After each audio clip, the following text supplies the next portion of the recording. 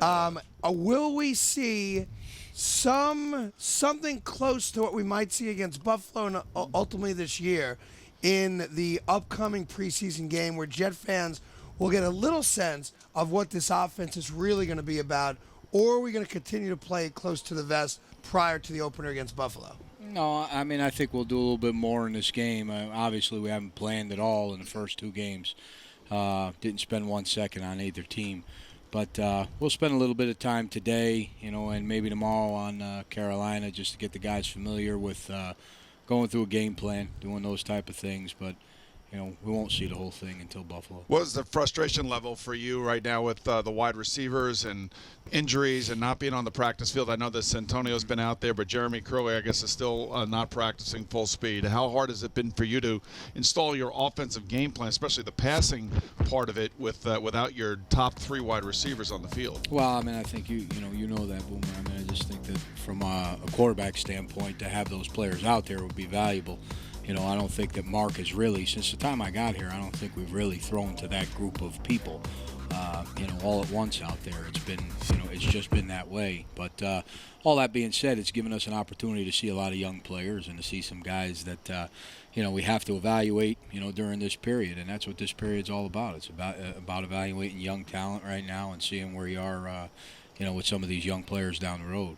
Yeah, we're talking to Tony Sparano, offense coordinator of the Jets. Well, let's get to it. The big question right now is at right tackle, and I know that it's probably tough watching Wayne Hunter last week go against Pierre-Paul and the Giant defensive pass rush, and right now, unfortunately for him, and I'm sure you recognize this being a former head coach down in Miami, being with Jerry Jones and everybody down in Dallas, where every story is the big story, that he right now seems to be the big story for everybody concerned about the New York Jets and their offense. Where is he at mentally right now? Well, I mean, he came out here yesterday just like I would expect him to, and, he had a good day of practice yesterday.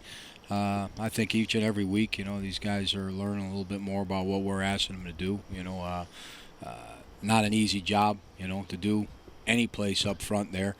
Particularly against the Giants. But, I know. Could you, if you were game planning against the Giants, and I was telling Craig this, that going into a game, you obviously look at a defensive line, you see where you feel like you're most vulnerable, you can actually help somebody. But in this kind of game where you're not game planning and it's basically one-on-one stuff, he's out there on an island. If you were playing the Giants, you obviously would have played it differently. Yeah. I mean, there's been many a times where in Dallas you're lining up against the Giants and it's Strahan and it's Osi or it's those type of people, and, you have to – you got a game plan against them. You got to keep guys in. You got to do some of those things. Can you things. Put 7 tight ends on that right side to help out, or no? You can keep a lot of people in, and while you're keeping a lot of people in, not sending a lot of people out, that probably won't make Jet fans too happy either, I guess. So, I mean, from our end, we went out there and we didn't spend a lot of time at it. We just, went out there to test our protections and to do some things like that, and from a rules standpoint, our protections were fine. So, are you comfortable as offensive coordinator if Rex Ryan said to you, "Listen, Wayne Hunter's your starting right tackle week 1"? You good with that? I'm comfortable with whatever decision Rex makes. I'm not saying that to throw that on Rex, but Rex is, he's my boss, and whatever decision he feels is best for our football team, that's the one we're going to go with. Give Jet fans an idea. One of the most frustrating things for us last year under Brian Schottenheimer was the fact that the Jets very rarely threw the ball down the field. They were last in the league in long completions. Mark Sanchez could go, as he did the other day, 9 for 11, 50 yards. Mm-hmm. Will your offense, and you're not giving away any trade secrets, I promise you, will your offense make an attempt to stretch the field, and if so, with who at wide receiver? Well, yeah, sure they will. I mean, obviously we'll throw the ball down the field, and that's not something that I'm too worried about. I mean, I think if you look at the history over the last several years, we had 3 players in Miami that averaged over 15 yards a catch, and then in Dallas, I mean, those guys had a bunch of yards out there. So I'm not too worried about the ball getting down the field right now. What I am worried about is taking 57% completion percentage and turning it into something better than that. We're sitting here talking about a guy that went 81% the other night. I mean, the guy was 9 for 11. It's right. Not like the guy that, went 2 for 11. Hey, if we were talking about some other people maybe down the road in some other places saying they went 9 for 11, we'd be thinking that that was an unbelievable day. It wouldn't have mattered how many yards he got. Well, You know, it's kind of interesting you say that because, you know, one thing about Mark, and I really feel this is the case, and I don't know, Tony, if you look into it as deeply maybe as I'm doing here, but with everything that's swirling around this team, with the Tim Tebow effect and all the distractions, and, you know, you open the paper and there's Tim's numbers in practice, there's Mark's numbers in practice. I've never heard of a quarterback scrambling in a 7-on-7 drill or any of that crazy stuff, but that's what's going on here. Do you think that in any way, shape, or form right now watching Mark that he's afraid to pull the trigger to throw the ball down the field? No, God, no. No, I definitely don't. Actually, I think Mark's playing with a lot of confidence right now, and I think, you know, the guy's throwing the ball down the field quite a bit, you know, in the last several practices. You know, I'm not at all worried about that. I mean, we had a practice the other night at the stadium where the guy threw the ball down the field pretty consistently, so I'm not too worried about that. I mean, unless he's aiming for garbage cans, you got to let Mark Sanchez throw the ball down the field. Now, it's a loaded question. I know the answer. You know I'm what gonna I think ask is you funny anyway. is What? you have to let him throw it down the field. Yeah. You have to run it. You have to protect. You have to it. do a lot of things. There's a lot of have to things you got to protect do. the quarterback. Hey, sometimes we have to figure out You what guys we better want. get to work, Tony. I mean, you got a lot of stuff you guys got to get done. Yeah. Listen. I should switch jobs with you guys. By the way, I would call a great offense. there I'd you go go. deep Yeah, I on know every you would. single play. It works out good That's on right. that Madden Yeah, game. listen, Madden 13's coming out on Monday. You should hear the real story, though, that he had a chance to actually do Eric Mangini's job for Bill Belichick back in the day in Cleveland. No, And true story. It's a true story. So when I was in Cleveland and I was going to go to Philadelphia to do radio, and Belichick was still in Cleveland, Belichick came to me. We'd become friendly. Yeah, And Craig's like a Belichick type of guy. That's right. Yeah, I'm, I a bet. disciple. I'm a disciple of I Belichick. see the similarity. That's right. And listen, it's a true story. And Bill Belichick came to me and offered me that unpaid internship. And I said, let me give radio one more year. Yeah. 20 years later, Good decision. killing it, Tony. And the guy that took that unpaid internship was Eric Mangini. That's right. See that? Now, I would have been a much more flamboyant offense than Mangini's. Hopefully, you'll go down the same road that I'm going down. Let me ask you this, though. All right, now you're the guy that, quote-unquote, invented the Wildcat, so I think you get that kind of surprise kind of offense. Try to keep the defense on their heels. Don't you think, though, that, and not that he's doing it himself, because I don't think he's got anything to do with it, that bringing a guy like Tim Tebow on the field at the quarterback position is doing a disservice to the growth of Mark Sanchez? Do I think that? No, not necessarily. Whether or not we do that is, you know, will be determined here soon. But I don't know whether or not that's a valid point. I think that any way that you can make yards in our league right now, you need to worry about making yards and first downs and scoring points. And, you know, if that happens to be, putting another player on the field in some of those situations, then so be it. Don't you think, though, that if you really believed as a franchise that you had a franchise quarterback, that franchise quarterback wouldn't come off the field? No, not if you have another weapon. If you have another weapon and you want to get the guy out on the field and he happens to be a quarterback, then you got to figure it out. You never know who can be out there on the field, but I don't think that one has anything to do with the other. It's a matter of how much the guy plays, if he goes in the game, when he goes in the game, any of those type of situations. Has Tebow surprised you one way or the other with his talent?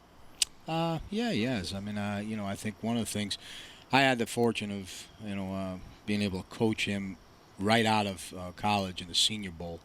So, our staff worked with him then, and, having the opportunity to see him then and see where he is right now, he's in two totally different places, and this is all new for Tim, obviously, learning, 5-step throws, 7-step throws, those type of things, the ball having to come out in rhythm.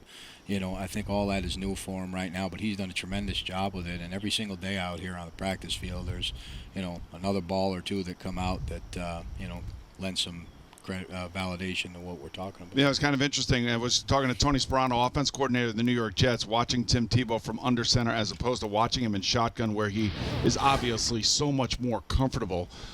If, in fact, he ends up having to play some significant time as your starting quarterback for whatever reason, whether it be a decision that's made because of ineffectiveness or injury or anything else, talking to John Fox, the head coach of the Denver Broncos, they said that they had to change their offense to basically accentuate accentuate who Tim Tebow is. Right. Would that be the case of the Jets here, or would you stick with what you have as a conventional offense with a guy like him playing quarterback? And you see, that's the thing is I don't think that, we're trying to make, I think from our standpoint here, we have to be sure that that the parts that we have, we use the best way that we possibly can. And I think that, if Tim has to come in the game, and do anything like that, which these, the people here have been very fortunate that they've had Mark healthy right now for 3 years. I've been on the other side of that pancake.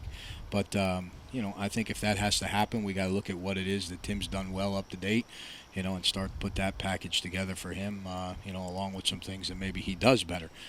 I don't think that you want to put a square peg in a round hole in that situation. I think that it's important that you try to get, the best out of that particular player, whatever the situation might be. Last two things for me as we talk to Coach Sparano, the offensive coordinator of the New York Jets. Game day, do you have complete autonomy to run the offense, call the offense, or no? Yeah, I think that Rex has, done a great job that way. If Rex has any suggestions, he'll pop over on a headset and he and I will talk about it, prior to or, even before the ball game, any of those type of things. But, Rex has been really good about those things, and, I don't have a problem with that. If he has something that he wants to talk about, I completely understand that. It's his prerogative. It was kind of interesting. In the offseason, Rex said that he wasn't engaged enough on the offensive side of the football. You weren't here last year, so you have nothing to compare it to. But in your sense with Rex, the way, he's now involved, obviously going to be a great defensive head coach. Do you sense that he is definitely involved with everything that you guys are doing on your side of the ball? I sense that he's been around a lot of our meetings, and he comes in. He and I will spend a lot of time together. I enjoy that. I think it's important. I get to pick his brain, and I think the guy's a tremendous defensive coach, and I get a chance to pick his brain that way, and he gets a chance to come in the room here and listen to some of the things that we're talking about. So that's been really good and healthy for us that way. So I think that's only been able to help Rex. It's not like as we go out to the practice field, Rex isn't up to date on all the things that we're doing. It's not different than when I was sitting in that chair. I had to do the same thing on the other side of the football and make sure that I understood that side of the ball, so that when you're talking to the kids out there, they know that you've spent some time there. So that's been important, and he's been very visible and in our meetings, and I think the players enjoy that. My final question would be: Is Antonio Cromartie the second best wide receiver on the team? He might be the first best right now. Just ask him. That's got to be. Crow's a talented guy. Yeah, really we laugh about it, we smile about it, but we also know that can create issues on a team. Well, it did Sure, with Chillins, right? He called him on it. Yeah, I don't know the circumstances behind all that, but I just know, I know what went on obviously when we were down there and what Crow talked about. But I've had some players like that before that have been on that side of the ball. When I was in Washington, Champ Bailey was a young player, and we used him that way a little bit.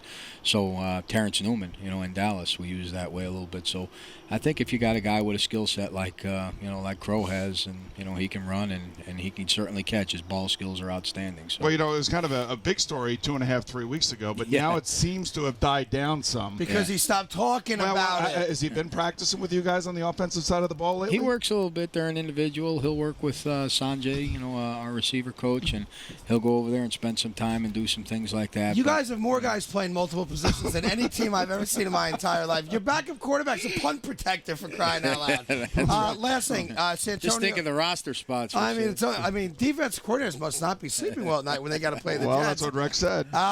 Santonio Holmes, health. Will he suit up this weekend, and what do you think overall for him being ready for week one? Honestly, I'm not sure, at this point in time. Tone practiced a little bit more yesterday. He and Jeremy both practiced yesterday out here, and, I would expect that they do, hopefully do a little bit more here, today. We'll see how it goes, but, right now the number one priority is getting ready for the Buffalo Bills. It isn't getting ready for any of these other things, as I said. You want me to stop by, maybe sit down with you for an hour after our show, and I'll walk you through some ideas for some offense? Any tips that you guys can give me, I'll take. Wait a minute, time out. Any tips you guys can give me. Right. He's asking to give you tips. I'm not asking to give you tips. I'll take. Everybody block. Tone. 20 yards. When you get to the Chevy, make a right. Mark, throw him the ball on the numbers. That's right. Don't worry about those other guys on the other side. Are you amazed at all at the amount of... I can't help it. I got a coach here. I got to talk to him. 19 other guys to talk to. Are you amazed at all about the amount of coverage that the New York Jets garner here locally in the media? No. I grew up in Connecticut, and I grew up a giant Jet fan. I mean, messing around with both Giant these Jets, teams, pick so, one, Coach. And Well, no, what time? That's called a political I ain't answer letting right that there. go. I grew. I can't. I grew up You're a a giant Parcells Jet guy. fan. You I'm love a the New York. Giants. That's right. So, Now you love the Jets. It's all right. That's right. Don't give me They're Jets paying you. attitude. That's all right. That's exactly right. You know, like, in the old neighborhood, they would have been like, dude, Giants or Jets, pick one. Yeah. Can't pick both. I'm a Met guy. Well, listen, you got to join the club. Yeah. Yeah. Listen,